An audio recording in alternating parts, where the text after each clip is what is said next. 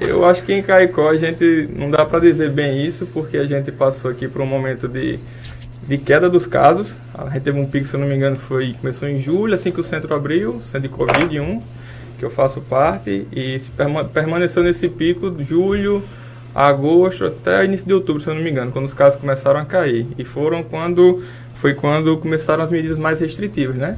Os decretos municipais, estaduais, e isso gerou uma queda. Então, gerou uma queda por restrição, de movimentação mesmo. Então, inclusive, tinha fiscalização pesada em Caicó, da vigilância sanitária passando nos restaurantes, mandando fechar, se não me engano, 10 da noite, não podia. Então, isso gerou realmente uma queda abrupta dos casos. E a gente passou no centro de Covid, acho que uns 2 meses, com a demanda bem baixa. Isso antes da eleição? Isso antes da eleição. Quando a demanda, os decretos começaram a afrouxar, e também a população, no meu entender, começou a ficar meio sem paciência com a questão de restrição, e também teve a questão da eleição, os casos dispararam. Coincidentemente, foi após a eleição. Coincidentemente. Mas dá para culpar só a eleição ou não? Não, eu acho que a população também tem uma grande parcela de culpa nisso aí, porque a aglomeração tá generalizada em todos os bares, restaurantes e a sociedade como um todo. Tem gente que realmente segue as recomendações, mas boa parte, infelizmente, não.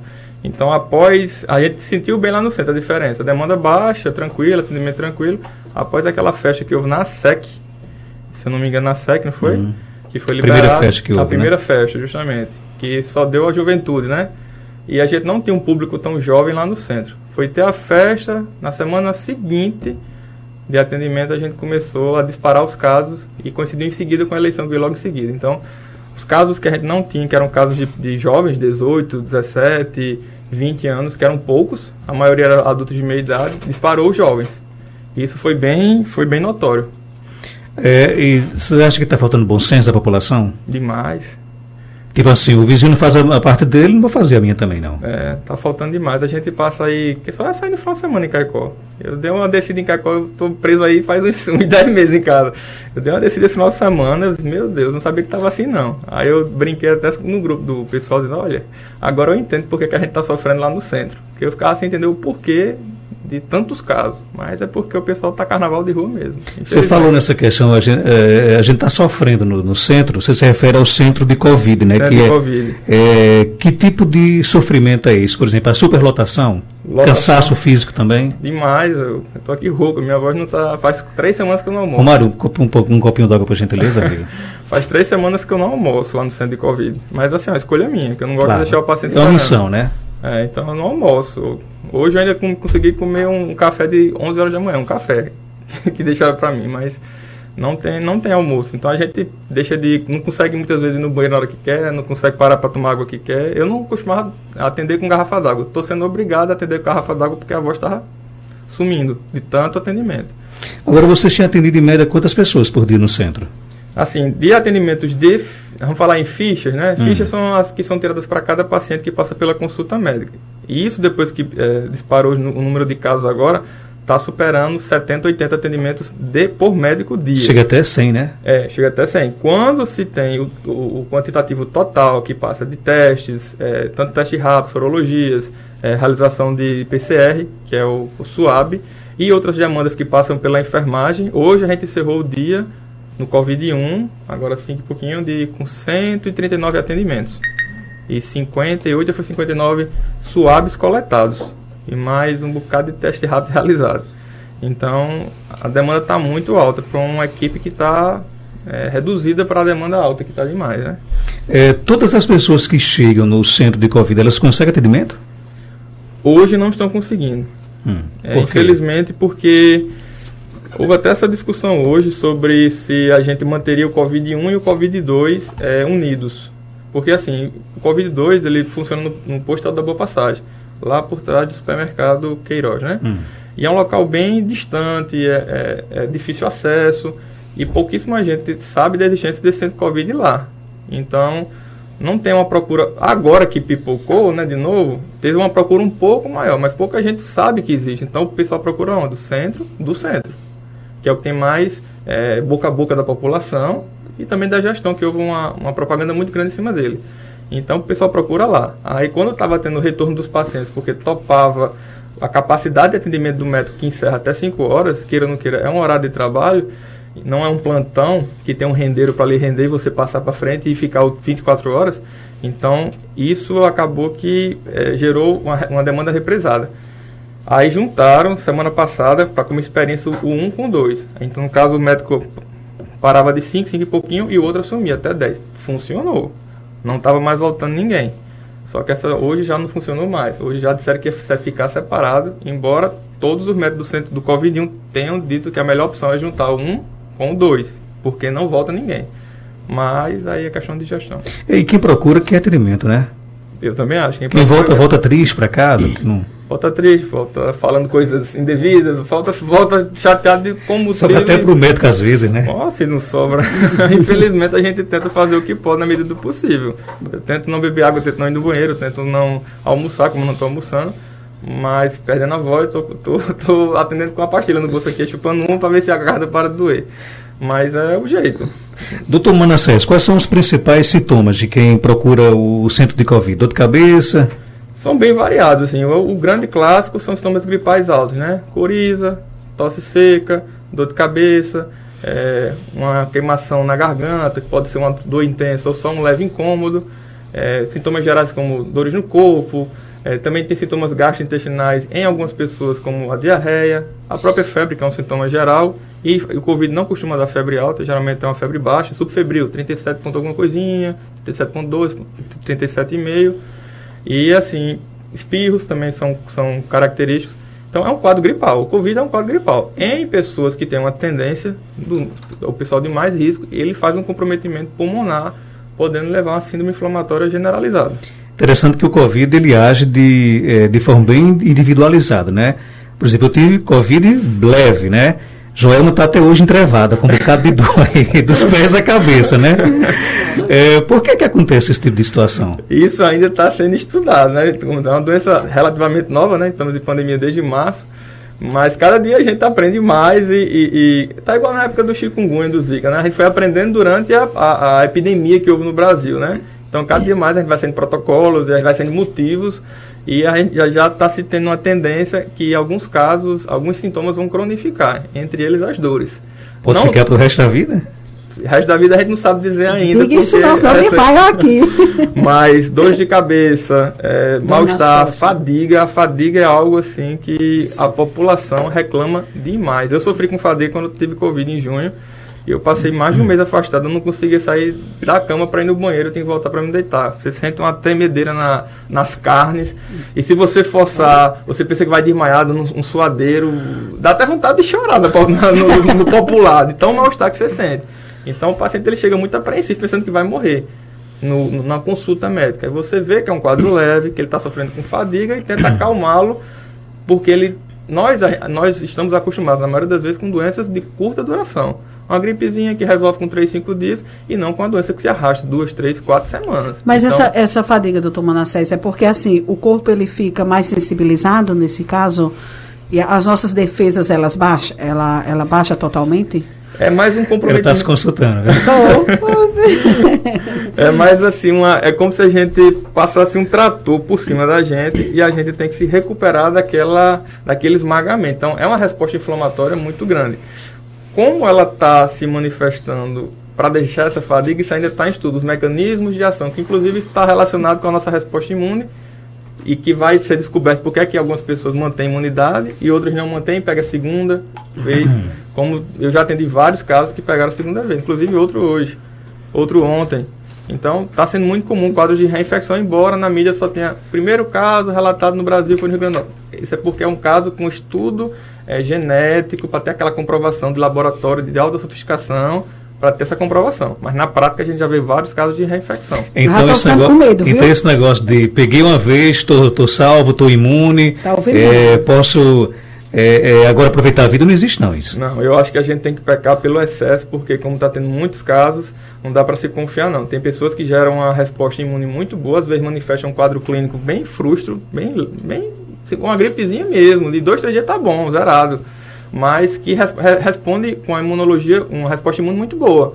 Produz anticorpos e esses anticorpos ficam num nível muito bom, que podem arriar ou não depois. Enquanto tem pessoas que têm quadros graves, quadros mais sérios e que não manifestam resposta imune adequada. Mas assim, como é que eu posso saber que minha imunidade está alta, por exemplo, nesse caso? Assim, hoje a gente se apega aos anticorpos, né? Mas não se sabe também se eles são 100% fidedignos. Se somente você está com seu IgG, vamos falar assim, positivo, alto, se você está protegido completamente.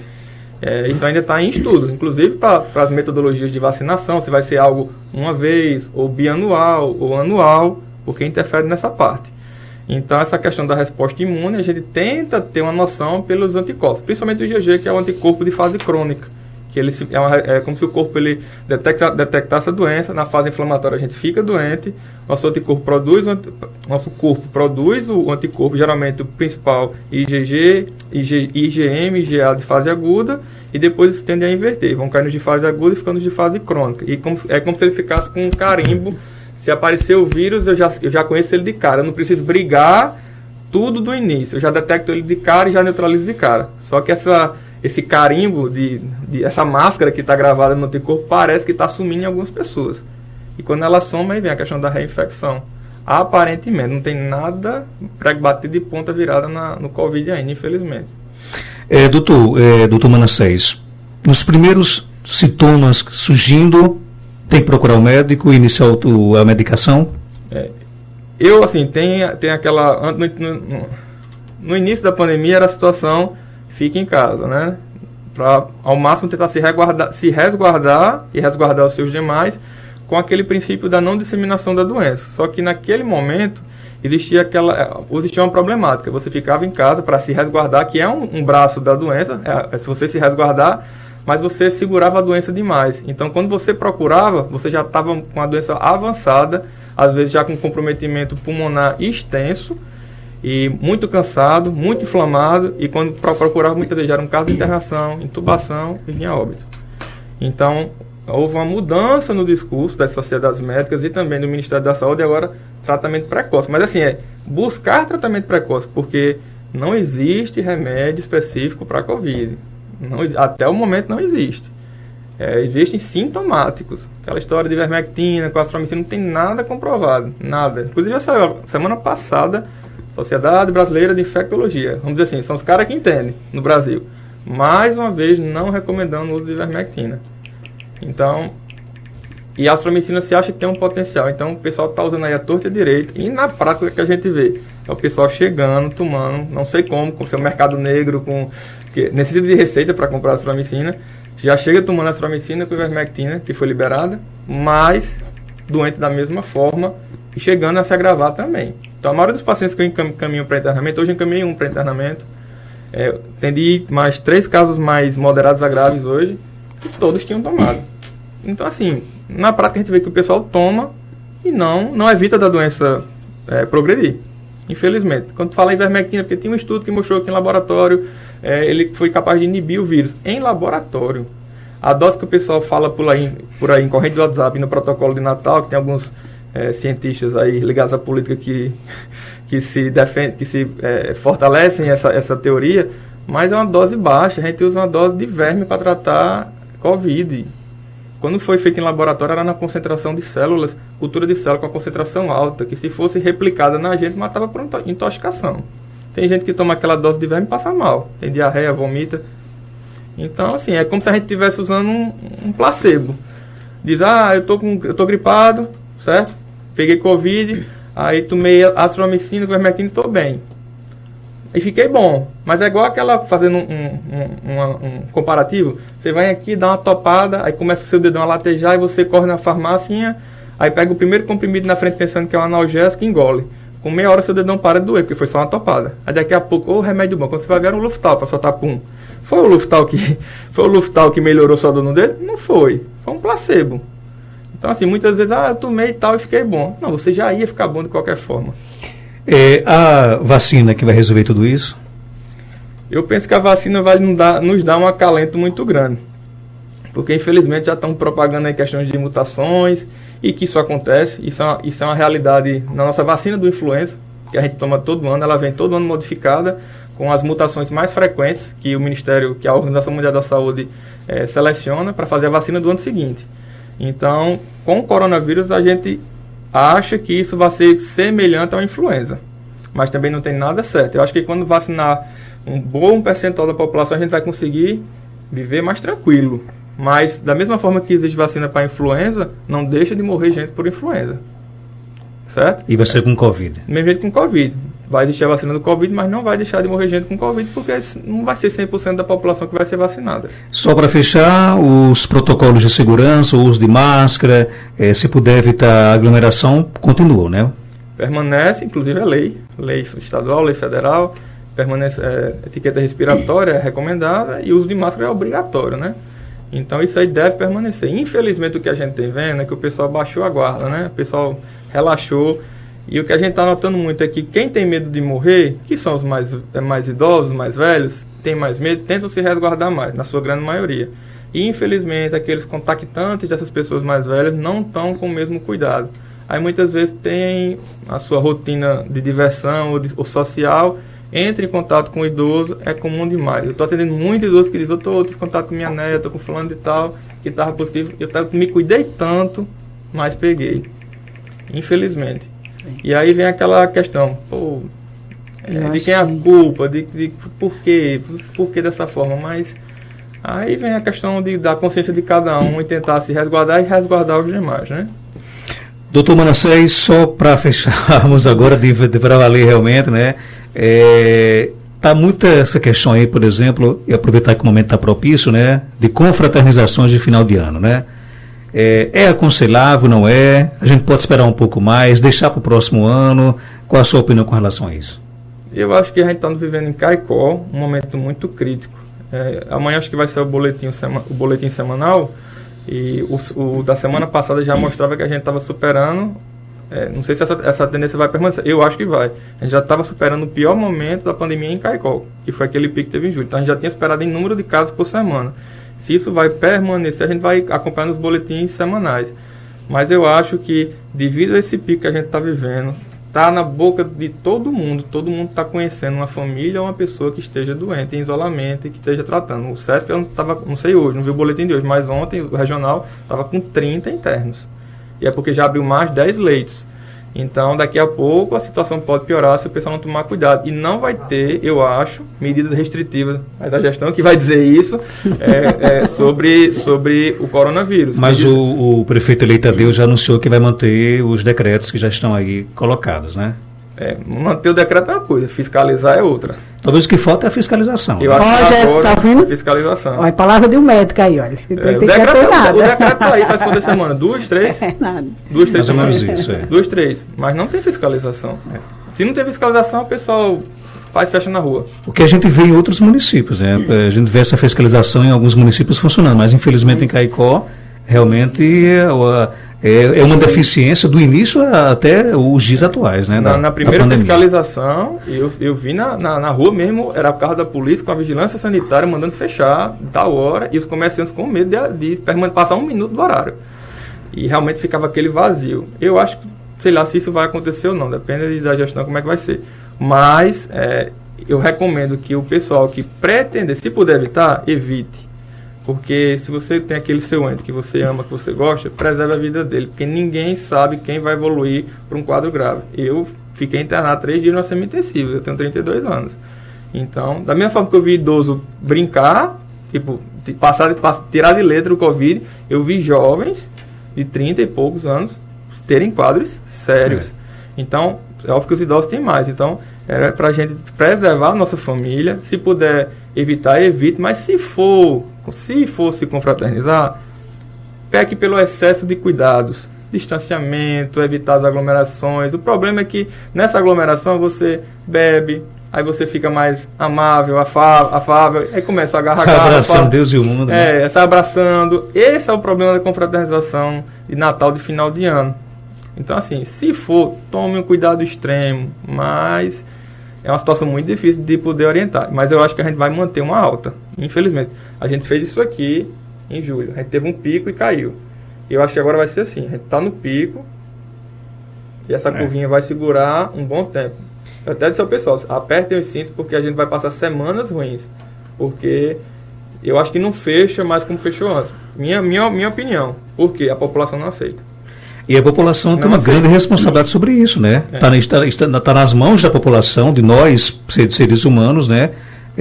Manter esse quadro ou contribuir realmente para que os casos aqui em Caicó, eles diminuam, né? Diminuam, mas infelizmente a gente não está vendo essa conscientização. Inclusive quando saem notas nos blogs, você vai ver nos blogs nacionais, no seu aqui, tem logo os comentários embaixo. Prefeito pretende fechar. Aí o pessoal pega logo uma foto da campanha do prefeito e fez. E o prefeito tem moral de falar alguma coisa? Esqueça o que aconteceu, né? Eu acho que assim, o pessoal tem que dizer assim, pessoal, esqueça o que aconteceu, mas o pessoal fica revoltado, a gente ficou preso e agora querem nos prender de novo depois da política. A gente vê muito essas piadinhas de internet. Então, tá complicado, porque eu tô vendo a tendência que a população não tá querendo aceitar, infelizmente. E é como você disse, por exemplo, o meu Covid foi leve, graças a Deus. 3-4 dias iniciais de sintomas realmente muito doloridos, né? Mas depois cumpri os 14 dias de isolamento, depois o médico aconselhou que eu ficasse mais alguns dias em casa, tudo bem, foi leve. Agora, eu tenho amigos que estão na UTI, com 50% do pulmão comprometido, né? Quer dizer, como você mesmo disse, se você teve a Covid leve, levanta as mãos para os céus e agradeça a Deus. Agora, em algumas pessoas, realmente ela vem forte, né? É muito triste, Marcos. Só nessa pandemia, eu acho que eu perdi três professores da minha universidade. 3 professores que eu rodei com os mestres, aprendi com eles e foram todos professores com idade mais avançada que faleceram. É muito triste a gente perder pessoas que a gente tem consideração, que tem um carinho, e quando mais um familiar de mais próximo, quando a gente ama. Então, E assim, eu acho que está na hora de todos nós tomarmos consciência, falar do assunto, discutir e buscar soluções, né? Buscar soluções. E contribuir também com elas, né? Exatamente. E manter... Não adianta só o município lançar decreto e ninguém cumprir, né? E manter, assim, cada um fazendo a sua parte, cada um com a sua consciência, quer dizer, quando a gente escuta o senhor falando, o senhor está falando como médico, o senhor está dia a dia vendo as pessoas chegando doente. Quer dizer, é diferente que muitas vezes a gente imagina, como é que está o hospital, como é que está aquela unidade de saúde. É diferente de quem está dentro da saúde que está vendo as situações. Né? Quer dizer, a gente que ficou em casa, eu digo isso, a internação é em casa. E não é fácil, né? Imagine dentro da área hospitalar. Mas Porque doutor Manassés queria me deixar 30, 40 o isolamento transforma as pessoas. Já aprendeu até a gostar de futebol? Foi. Ela teve que assistir quantos jogos por dia na sua casa? Bem uns 10. Olha, eu vou contar aqui um relato, mas que corta o coração, que eu não consegui esquecer. Semana passada, segunda-feira passada, eu estava de plantão à noite em Cruzeta e por volta de 8 e pouco da noite chegou um paciente de 44 anos de idade. Infelizmente, obeso, já estava aí, acho que, não lembro se no 8º, 10º dia, apresentou um cansaço à tarde. Chegou muito ruim no hospital, muito ruim, quase que eu tive que entubar ele. Segurou no oxigênio, coloquei no sistema da regulação, e eu achei que a regulação do estado foi errada, colocou ele para Currais Novos, foi para Currais Novos, porque eu disse lá ao pessoal, Currais não tem capacidade de atender esse paciente, ele é um paciente grave, ele vai evoluir grave. 2 dias depois, a diretora me liga, a secretária, aquele paciente faleceu.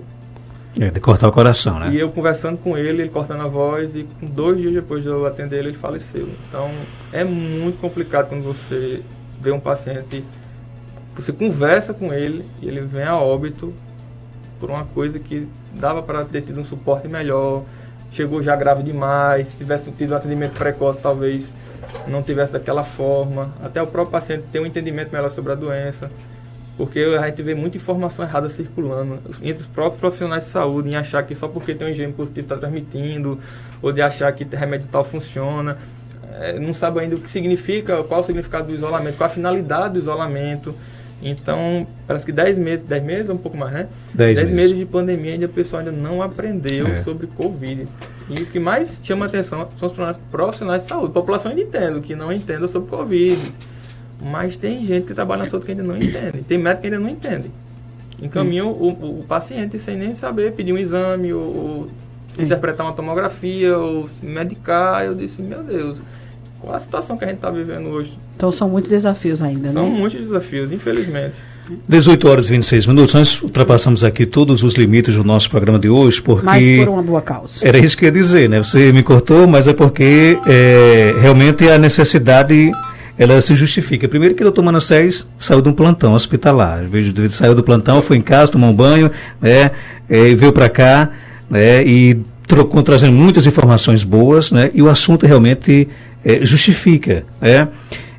Aproveitar aqui que também Jetson é da área de saúde, nós gostaríamos de prestar nossas sinceras homenagens a todos vocês, profissionais de saúde, né? Médicos, enfermeiros, técnicos de enfermagem, diretores de unidades básicas de saúde, agentes de saúde. Só sabe se o sistema de saúde realmente funciona quem tem o vírus da Covid-19, né? E pelo menos comigo funcionou. Eu espero que com você que está em casa me ouvindo também funcione. Então, parabéns, doutor Manassés, em seu nome.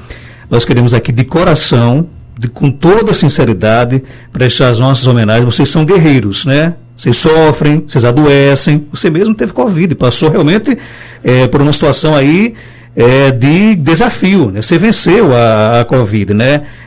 Vocês esquecem a família, está sem almoçar aí já há alguns dias, eu não conseguiria, né? Mas parabéns, viu? Parabéns realmente, obrigado por tudo que você faz. Quando eu falo você, eu estou falando de todos os profissionais de saúde. Muitas vezes vocês são ainda não compreendidos pela população, né? De vez em quando eu vejo falar que, fulano de tal, isso, não sei o que, você veja. Há 10 meses que vocês estão sacrificando praticamente as suas vidas, né? Vocês não têm mais vida social, praticamente se dedicando aí a esse enfrentamento da pandemia. Então, parabéns, e em seu nome nós queremos aqui estender esse reconhecimento para todos os profissionais de saúde, que vocês são realmente heróis, heroínas, guerreiros e guerreiras e que a população reconheça isso e faça parte, porque se a gente faz a nossa parte, a gente está ajudando também a vocês, não é isso? Eu fico muito grato pelas palavras e eu agradeço principalmente em nome de todos os colegas que trabalham junto conosco.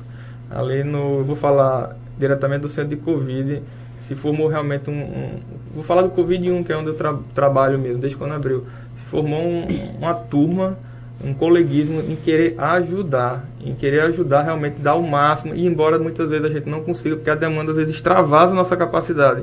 Mas tipo assim, todo mundo dando gás para tentar atender o maior número de pacientes possível, tentar ajudar o maior número possível. Então, realmente eu agradeço em nome do pessoal lá que dá o sangue realmente para conseguir cumprir essa missão, que a gente não sabe até quando vai durar. Certeza. Não, mas eu tenho que agradecer em particular, né? Claro. Marca agradeceu, mas doutor Manassés de manhã, doutor Manassés de tarde, doutor Manassés de noite. Eu aperrei ele menos do que você era toda hora, né? Doutor Manassés, muito obrigada, viu? Que Deus lhe abençoe. Eu digo que salvar vidas é uma maior missão, sabe? Eu acho que Deus abençoa o Senhor, abençoando o Senhor, a gente está falando dos demais médicos, é salvar vidas. Eu acho que principalmente quando a gente tem atenção, quando a gente está doente, quando há uma aflição, e que a gente vê um especialista ou uma palavra de um médico, é diferente. É diferente. Então, eu sei que há o cansaço, mas parabéns. Que Deus abençoe o senhor, que abençoe toda a equipe de saúde para que continue salvando vidas, orientando e fazendo o melhor. Principalmente, eu digo, nesse momento que é uma grande incógnita, é um grande ponto de interrogação para todos nós. E a gente acaba se entregando nas mãos de Deus. E quantas famílias nós não estamos vendo chorando? Quantas famílias nós não estamos vendo sofrendo? Quer dizer, e nós estamos aqui conversando, mas acima de tudo, passando uma mensagem. Gente, cada um faça a sua parte. Cada um tenha consciência, porque só assim, com certeza, a gente vai conseguir salvar vidas. Né? Eu agradeço. Muito obrigada, viu? Eu agradeço e podem ter certeza do fundo do meu coração. Não existe recompensa maior para mim, pessoalmente, do que ver aquelas pessoas que eu pude acompanhar bem. O Joelma bem me deixa feliz, Marcos bem me deixa feliz, e todas as pessoas que eu pude acompanhar de alguma forma, dar pelo menos uma palavra de apoio, de carinho, me deixa muito, muito feliz em ver que está todo mundo muito bem. Te abraço aqui o Dr. Roberto Diniz, advogado, está aqui, muito bom programa, parabéns, conscientização muito necessária, o recado aqui do nosso ouvinte. Doutor Manassés, obrigado por sua participação, algo mais a acrescentar, pode ficar à vontade. Só agradecer, Marcos, agradecer o espaço e que o pessoal tente se conscientizar na medida do possível aí, para o final do ano, porque realmente serão dias difíceis, e quanto mais a gente puder ajudar, mais rapidamente nós passaremos por essa etapa que está machucando tanta gente, né?